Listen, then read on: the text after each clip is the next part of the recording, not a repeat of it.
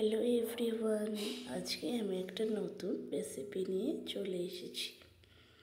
আজকে আমি বানাবো চিচিঙ্গে পোস্ত। দেখো তার জন্য কি কি লাগছে। প্রথমে লাগছে নুন, সেটা নেব আমি স্বাদ মতো।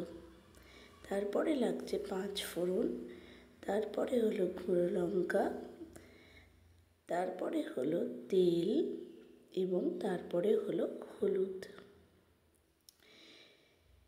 তারপরে আমি দেখো আর কি নিচ্ছি, পেঁয়াজ কুচি কুচি করে কাটা, তার সাথে টমেটো কুচি আর পোস্ত বাটা লাগছে আমার।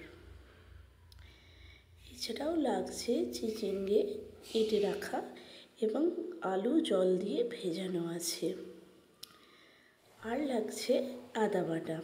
চলো এবার রান্নায় যাওয়া যাক। আমি দেখো কড়াটা গরম করে তেল দিয়ে দিয়েছি এবং তাতে 5 ফোড়ন দিয়ে দিয়েছি। এবার আমি পেঁয়াজ কুচিগুলো একে একে দিয়ে দেব এবং সেটাকে নাড়তে থাকবো। পেঁয়াজ সেদ্ধ হওয়ার জন্য আমি একটু নুন দিয়ে দেবো।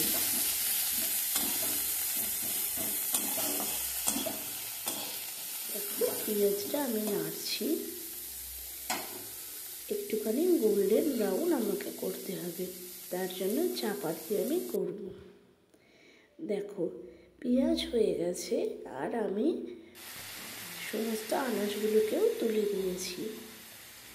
সব আনাজগুলো যাতে ভাজা ভাজা হয় সেই জন্য আমি চাপা দিয়ে করব। তার জন্য আমি একটু নুন দিয়ে দেবো, নিয়ে আমি একটু তেলে নাড়তে থাকবো। আমি আনাজগুলোকে ভাজা ভাজা করার জন্য এটা করছি। নুন দিলে আনাজগুলো ভালো সেদ্ধ হয়ে যাবে। দেখো আমি একটু নেড়ে নিচ্ছি।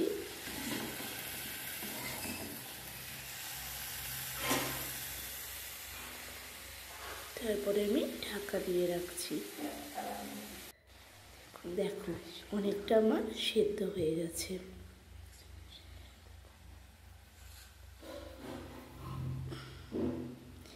এরপরে আমি একে একে আদা বাটা,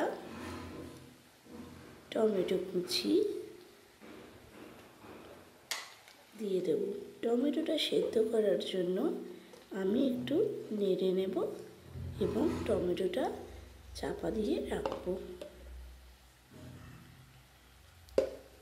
সঙ্গে হলুদ গুঁড়ো আর একটু সামান্য লঙ্কা গুঁড়ো দিয়ে দিলাম।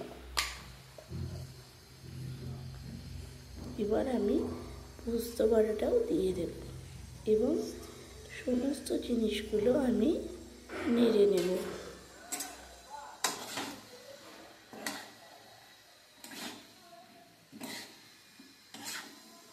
এরপরে আমি ঢাকা দিয়ে দেব।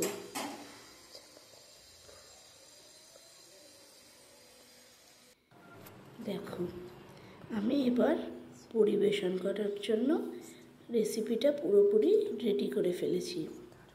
সমস্ত কিছু ভালো করে সেদ্ধ হয়েছে। আর তোমাদেরকে আমি একটা এক্সট্রা টিপস দেবো, সেটা হলো একটু উপর থেকে পোস্তর তেল ছড়িয়ে দেবে। এটা আমার মা শিখিয়েছিল। ঠিক আছে, সাবস্ক্রাইব করো এবং আমার চ্যানেলটা দেখতে থাকো। পরের দিন আবার দেখো।